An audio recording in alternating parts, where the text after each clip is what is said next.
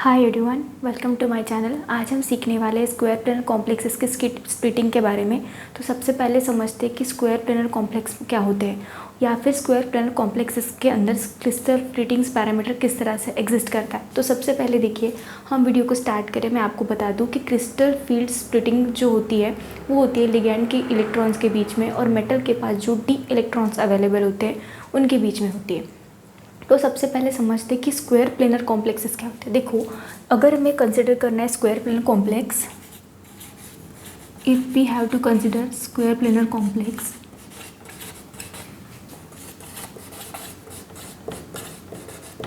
अगर हमें square planar complexes का समझना है तो सबसे पहले इंपॉर्टेंट ये होता है कि उसका कोऑर्डिनेशन नंबर जो होता है 4 होता है। Coordination number in the sense कि मेटल एटम के सराउंडिंग में 4 लिगेंड्स अवेलेबल होंगे या फिर 4 डोनर एटम होंगे। सेकेंड थिंग, जो लिगैंड होता है वो स्ट्रॉन्ग लिगैंड होता है, स्ट्रॉन्ग लिगैंड होता है। And third thing, most common generally D8 configuration होता है। तो इन पैरामीटर के बेसिस पर हम जनरली डिस्कस कर सकते हैं या फिर समझ सकते हैं कि जो भी कॉम्प्लेक्स दिया गया हमारे पास, अगर इस तरह की का अरेंजमेंट या फिर इस तरीके के कुछ पॉइंट्स अगर फॉलो करते हैं तो वो स्क्वायर प्लेनर कॉम्प्लेक्सेस हो जाएगा। सबसे पहले इंपॉर्टेंट कि कोऑर्डिनेशन नंबर 4 होना चाहिए, स्ट्रॉन्ग लिगैंड होना चाहिए। अब लिगैंड स्ट्रॉन्ग है या फिर नहीं है ये हमें पता चलेगा स्पेक्ट्रोकेमिकल थ्योरी सीरीज या फिर लिगैंड फील्ड थ्योरी से। थर्ड होता है कि जनरली स्क्वायर प्लेनर कॉम्प्लेक्सेस जो होते हैं उनमें D8 कॉन्फ़िगरेशन होती है। अब कोई अगर हम एग्जांपल लेना चाहे स्क्वायर प्लेनर कॉम्प्लेक्सेस का, तो हमारे पास एक एग्जांपल अगर हम ले सकते हैं वो है NiCN4 ट्वाइस नेगेटिव। तो ये जो कॉम्प्लेक्सेस है हमारा, ये है स्क्वायर प्लेनर कॉम्प्लेक्सेस और इसकी जो कॉन्फ़िगरेशन होती है वो एक D8 कॉन्फ़िगरेशन होती है। अब ये स्क्वायर प्लेनर कॉम्प्लेक्सेस के अंदर क्रिस्टल फील्ड थ्योरी कैसे अप्लाई होती है ये हम सीखने वाले। बेसिकली होता क्या है, जो लिगैंड होता है कोऑर्डिनेशन कॉम्प्लेक्सेस में, जैसे निकेल जो लिगैंड है और लिकेन एक मेटल है और साइनाइड एक लिगैंड है, इनके बीच में इंटर इलेक्ट्रॉनिक रिपल्शन फोर्सेस होते हैं। रिपल्शन होते हैं बेसिकली इसीलिए ऑर्बिटल्स की एनर्जी जो है डिफरेंट एनर्जी लेवल पर लाई करती है। तो देखते हैं सबसे पहले तो अगर हम कंसिडर करते हैं स्क्वायर प्लेनर कॉम्प्लेक्सेस का स्ट्रक्चर, तो ऑक्टाहेड्रल कॉम्प्लेक्सेस में 2 लिगैंड अगर हम रिमूव करते हैं तो हमें स्क्वायर प्लेनर कॉम्प्लेक्स का स्ट्रक्चर मिलता है।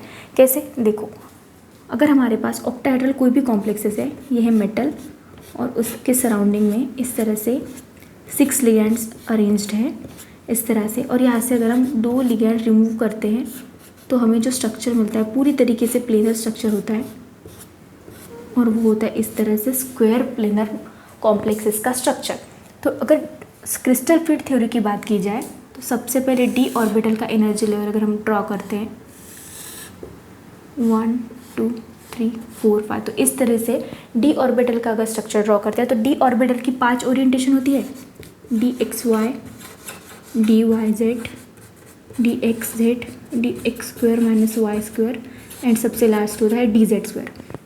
अभी हमें पता है कि D8 कॉन्फ़िगरेशन है, इस तरीके से हमें D8 कॉन्फ़िगरेशन के 8 इलेक्ट्रॉन्स यहाँ पर फिलअप कर देने, 1 2 3 4 5 6 7 8। तो D8 कॉन्फ़िगरेशन के हमने 8 लिगैंड जो है D ऑर्बिटल के अंदर सक्सेसफुली यहाँ पर फिल्डअप कर दिए।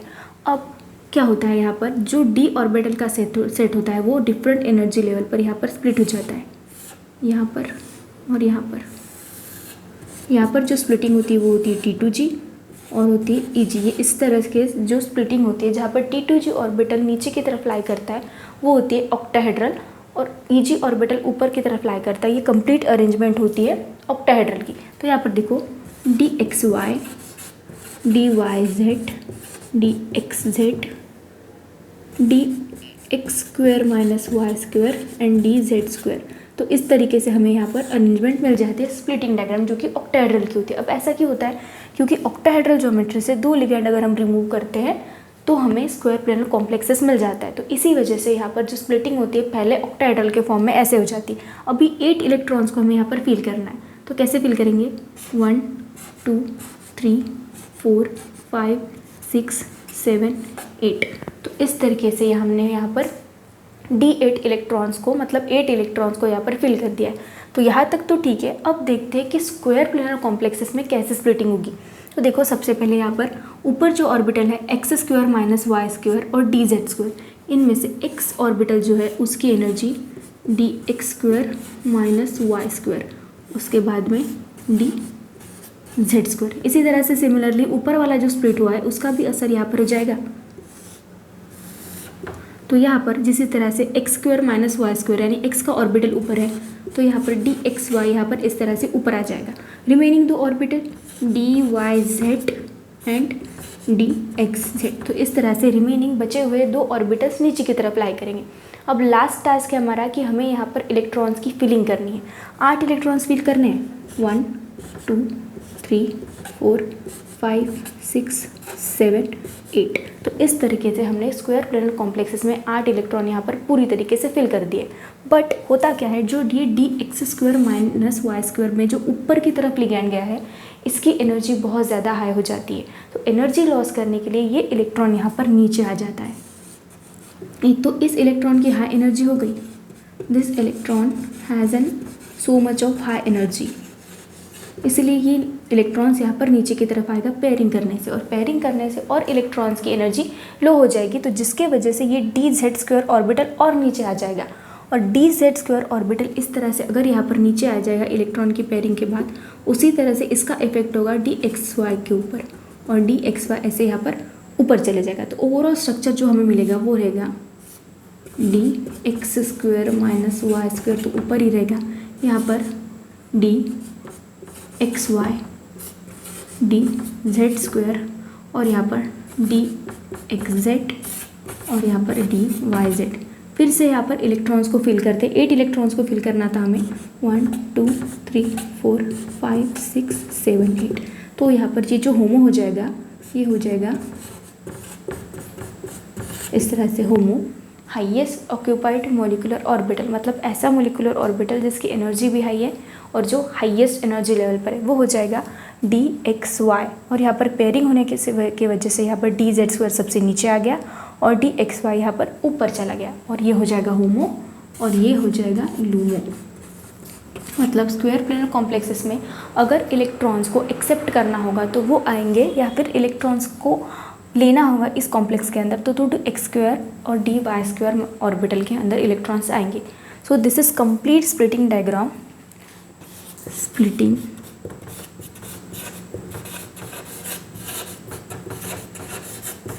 Diagram of square planar complex.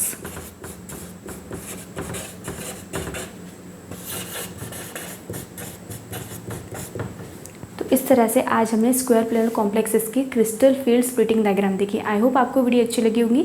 Thank you so much for watching.